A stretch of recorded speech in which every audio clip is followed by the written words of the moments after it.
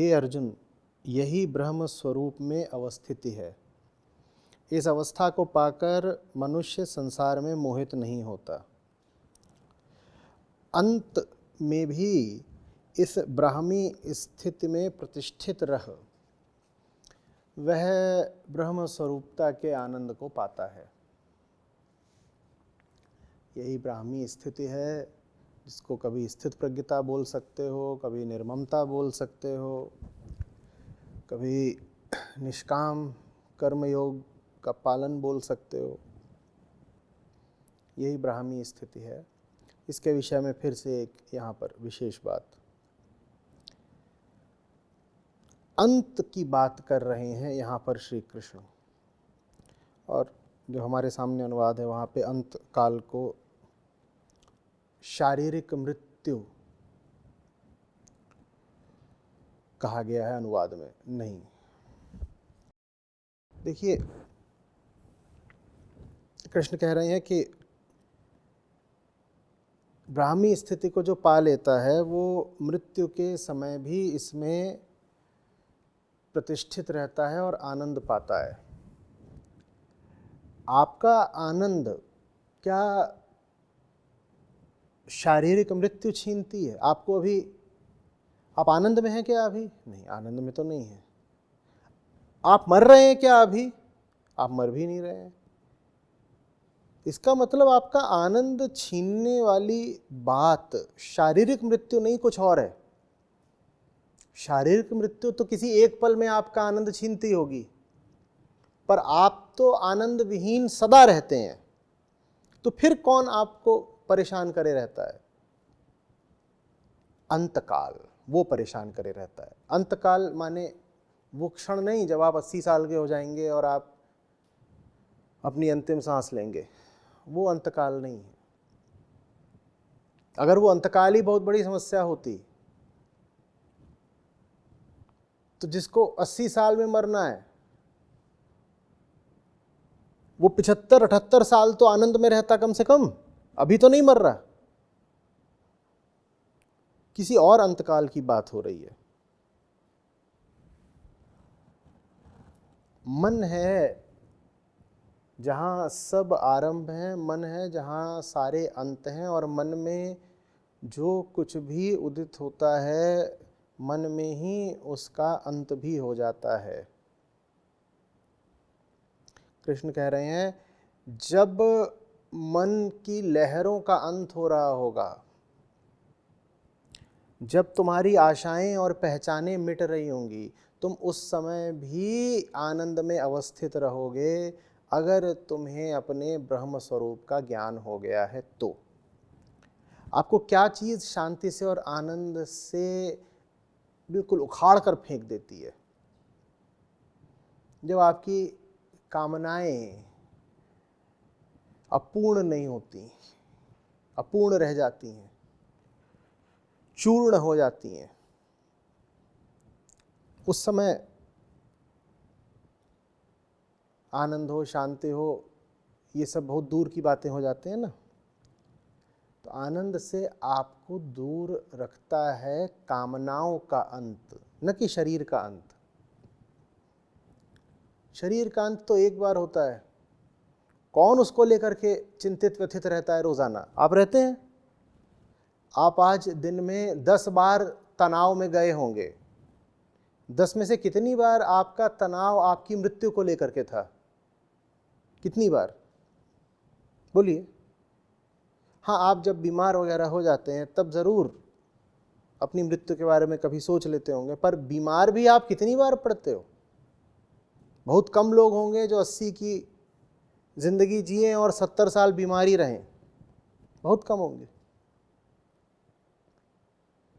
लेकिन परेशान आप हमेशा रहते हो। मौत से आप हमेशा नहीं डर रहे, लेकिन परेशान आप हमेशा हो, माने आपकी परेशानी का कारण दूसरा है।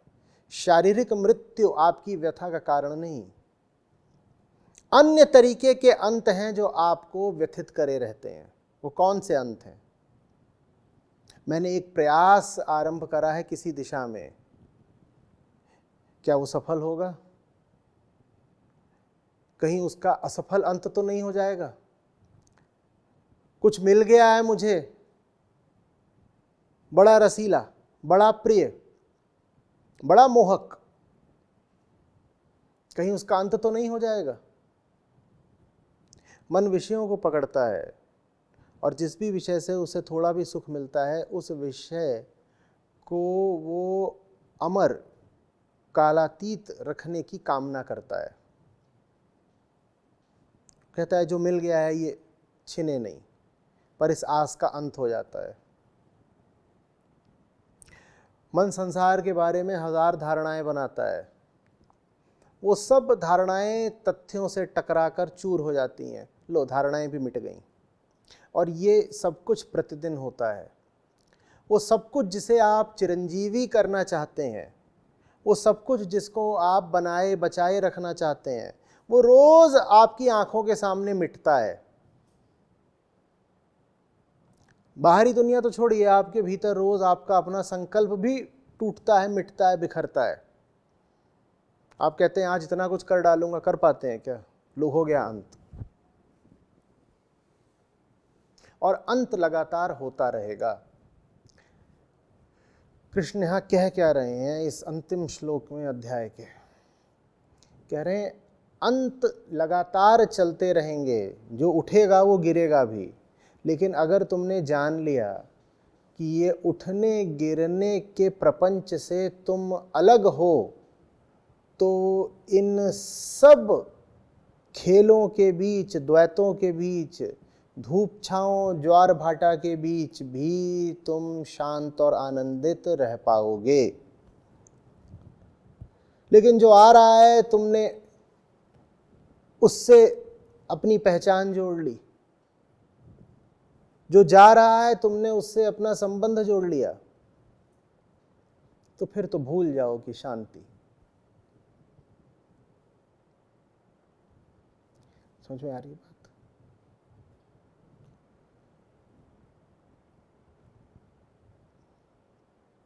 मृत्यु का उल्लेख जब भी आए शास्त्रों में, विशेषतया वेदांत में, तो स्पष्ट रहिए कि वेदांत सबसे कम महत्व देता है शरीर को। तो अगर मृत्यु की बात हो रही है, और मृत्यु की बात बहुत महत्व के साथ करता है वेदांत, और शरीर को महत्व देता नहीं, तो शारीरिक मृत्यु की तो बात नहीं ही हो रही होगी ना। ये भूल हमने बहुत बार करी है, और इस भूल का भारत ने बड़ा हर्जाना भी भरा है, क्योंकि गीता के मूल उपदेश से ही भ्रमित हो गए हम। वास्तव में हम शरीर भाव रखने वाले लोग हैं, तो जहां हमारे सामने शब्द आया अंत, हमें लगता है शरीर के ही तो अंत की बात हो रही होगी।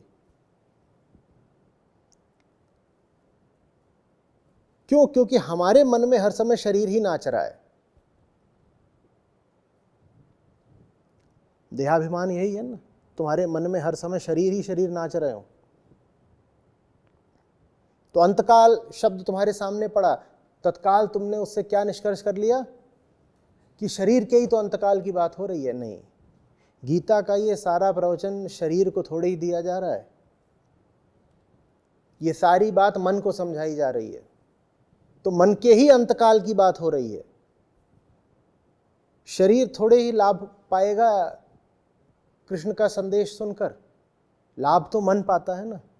लाभ का आकांक्षी भी मन ही होता है, बेड़ियों में भी मन ही होता है, मुक्त भी मन ही होता है, सब गुरुओं ने सदा संबोधित भी मन को ही करा है।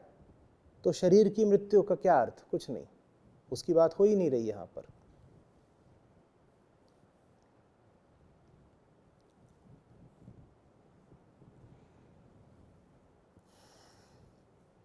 तुम स्वयं को आत्मा जान पाओ, इसके लिए बहुत आवश्यक है कि तुम इस शरीर को और बरसाती कीड़े को एक जानो। बहुत उठना है तो अपने आप को बहुत गिरा हुआ मानना पड़ेगा।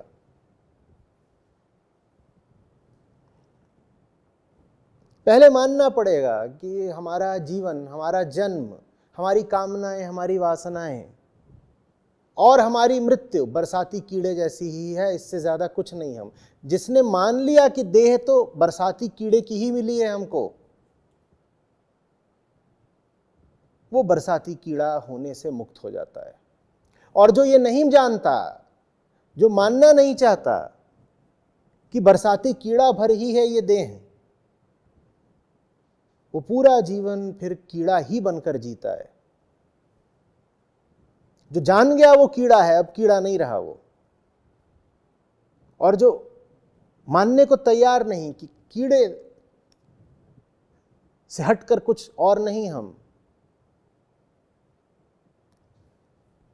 उसको दंड ये मिलेगा कि वो जिस बात को ठुकराया जा रहा है वही बात उसकी जिंदगी बन जाएगी।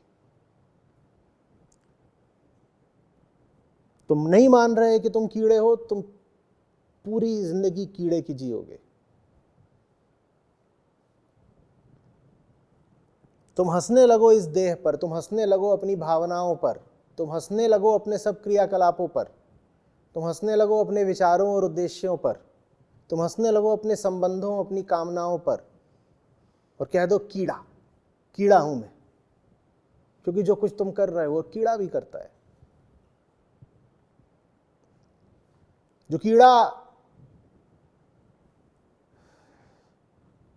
जान लिया अपने आप को, कीड़ा नहीं रहा अब।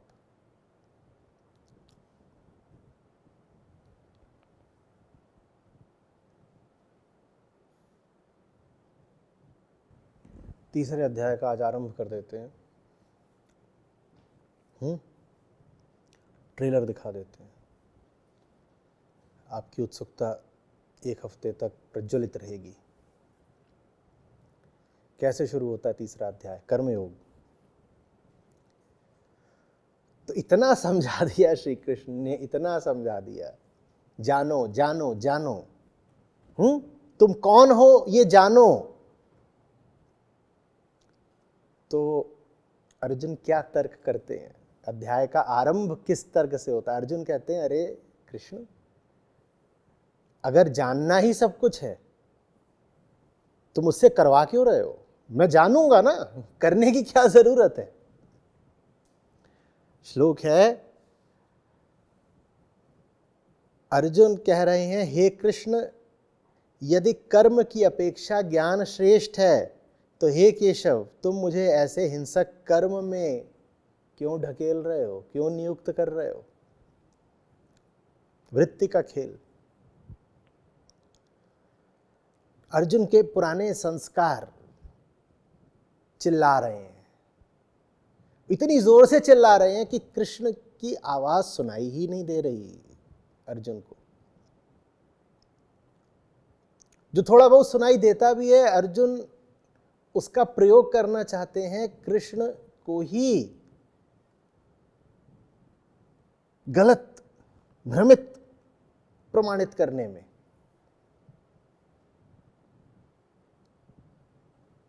कृष्ण की ही बात का उपयोग करके कृष्ण से कह रहे हैं, देखो गलत कहा ना आपने।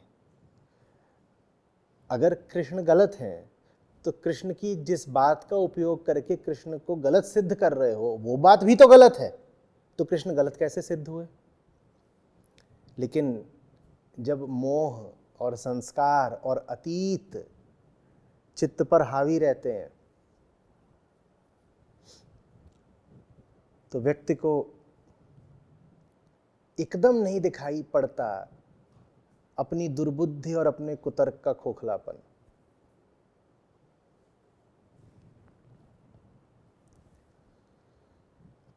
एक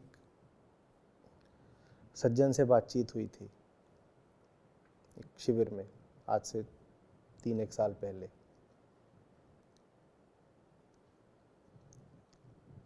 तो मेरी ही एक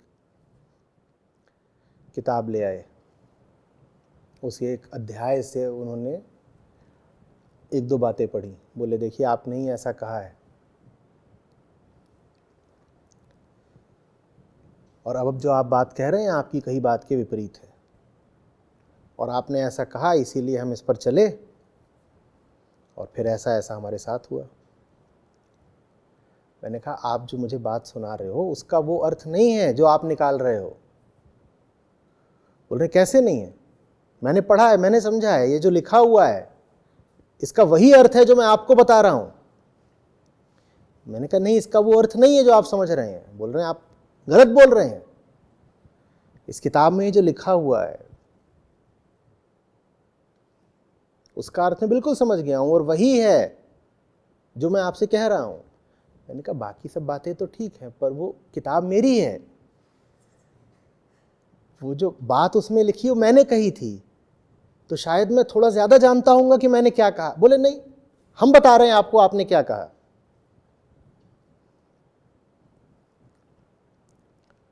वो मेरी ही कही बात का प्रयोग करके मुझे ही गलत सिद्ध कर रहे थे। क्यों? ताकि उन्होंने अपने अनुकूल जो अर्थ कर लिया है मेरी बात का, उस पर चलने की उनको सुविधा रहे।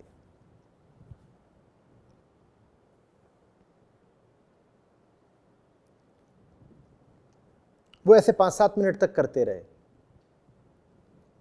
बात का अंत तब हुआ जब स्थिति एकदम हास्यास्पद हो गई, लोगों ने हंसना ही शुरू कर दिया।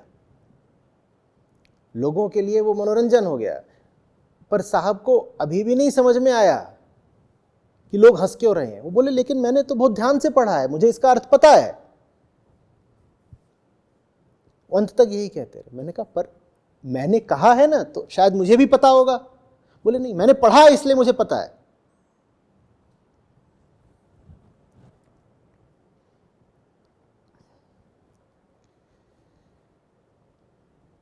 हम जो करना चाहते हैं वो पहले आता है, और करने के पक्ष में कारण और तर्क हम बाद में आविष्कृत करते हैं। ये अच्छे से समझ लीजिएगा।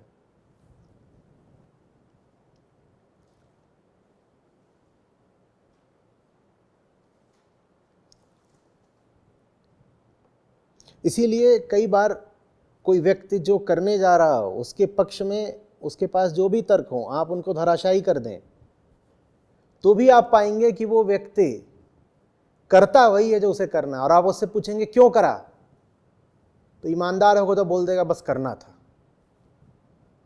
ईमानदार नहीं होगा तो कोई नया तर्क बता देगा, बोलेगा आपने मेरे पुराने तर्क काट दिए पर मुझे एक नया मिल गया इसलिए मैंने कर डाला।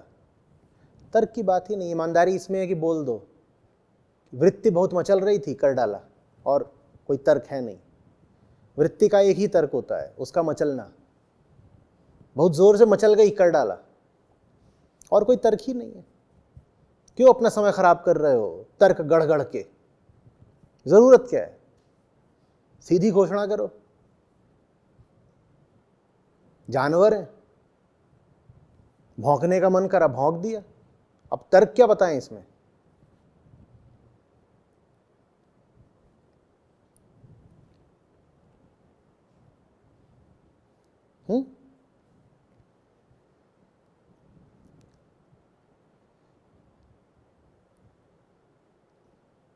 समझ में आ रही है? अब क्या कह रहे हैं कृष्ण और क्या सुन रहे हैं अर्जुन?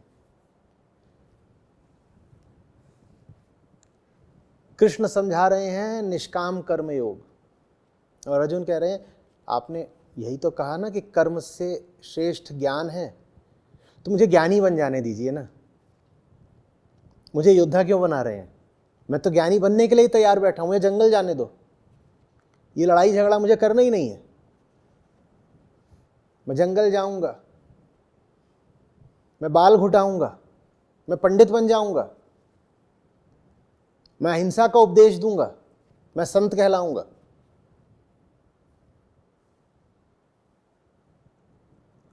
बड़ी कीर्ति होगी मेरी। विप्रवर अर्जुन जो सत्ता सिंहासन सब छोड़ करके सन्यास की शरण में आ गए, मुझे जाने दो ना। कर्म में क्या रखा है? ज्ञान आपने दे ही दिया। आप जब मेरे पास हो, मुझे ज्ञान की क्या कमी है? कृष्ण किस कर्म को मना कर रहे हैं? कृष्ण मना कर रहे हैं शरीर जनित और संसार जनित सकाम कर्म को। कृष्ण उस कर्म को मना कर रहे हैं जो शारीरिक वृत्तियों और सामाजिक संस्कारों से आता है। कृष्ण कह रहे हैं जानो कि वो कर्म व्यर्थ है, तो ज्ञान श्रेष्ठ है अंधे कर्म से। ज्ञान निस्संदेह श्रेष्ठ है, बिल्कुल कह रहे हैं कृष्ण, पर किससे श्रेष्ठ है? अंधे कर्म से, जहां पर ज्ञान नहीं है, तुम जानते कुछ नहीं, बस करे जा रहे हो। क्यों करे जा रहे हो? क्योंकि तुम संस्कारित हो। वैसे कर्म से कृष्ण ने सिद्ध करा है कि ज्ञान श्रेष्ठ है। पर जब ज्ञान होता है तो उसी ज्ञान के साथ होती है निष्कामता, माने निष्काम कर्म। ज्ञान सकाम कर्म, अंधे कर्म को काटता है और ज्ञान ही निष्काम कर्म को जन्म देता है। तो कृष्ण मना कर रहे हैं कर्म को, पर किस कर्म को मना कर रहे हैं? सकाम कर्म को, संस्कारित कर्म को। और अर्जुन यहां बिल्कुल छुपा जाते हैं कि एक और प्रकार का कर्म है। कृष्ण जिसकी स्तुति कर रहे हैं, कृष्ण जिसका उपदेश दे रहे हैं, वो बात अर्जुन एकदम दबा गए। बोले कर्म तो आपने मना करा ना, कि हम सब जीवन भर जो कर्म करते हैं वो सारे कर्म हमारे कहां से आते हैं? हमारे पुराने संस्कारों से आते हैं और हमारी शारीरिक वृत्तियों से आते हैं, हमारी पशुता से आते हैं। तो आपने कहा ना कि कर्म नहीं करना है।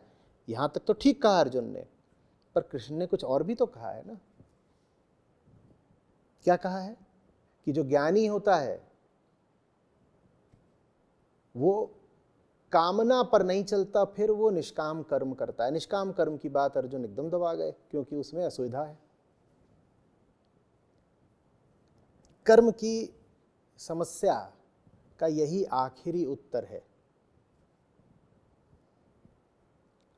कर्म तो तुम्हें करना ही पड़ेगा। इसी अध्याय में आगे एक श्लोक में कृष्ण बिल्कुल यही बात कहते हैं। कहते कर्म से कौन बच सकता है?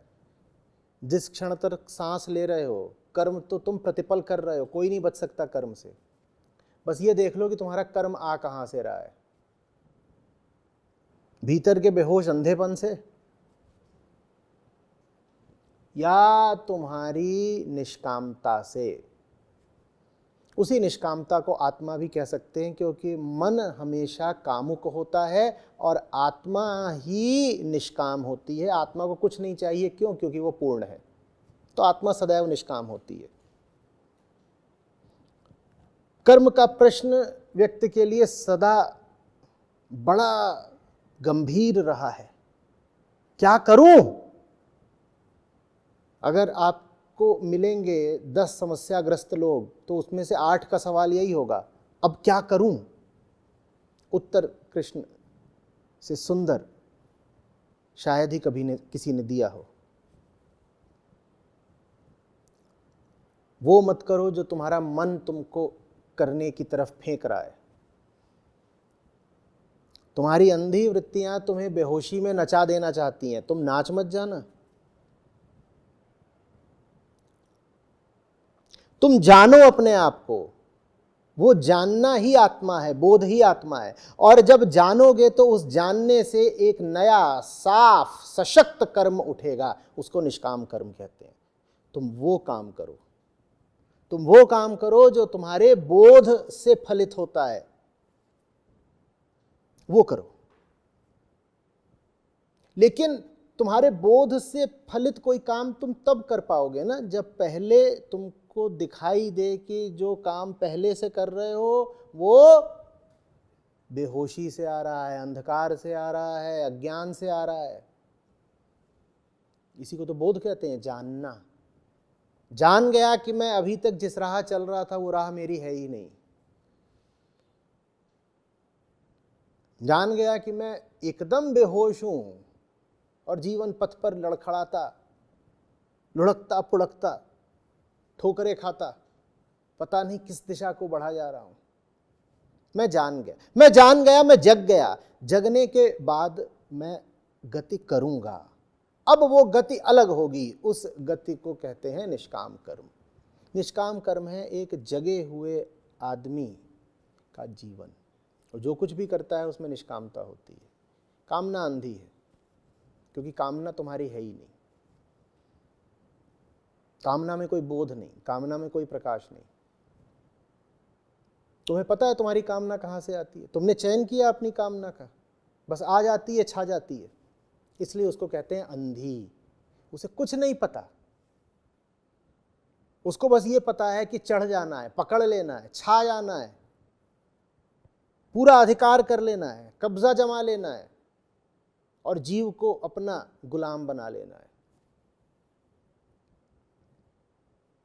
अंधी है, उस पर नहीं चलते। तो क्या चलते ही नहीं है? नहीं, चलते हैं, बड़े वेग से चलते हैं, बड़े बोध से चलते हैं, और अब ऐसा चलते हैं कि रोके नहीं रुकते।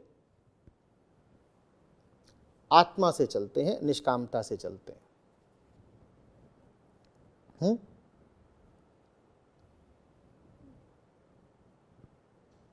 तो तीसरे अध्याय के पट भी अब खुल चुके हैं।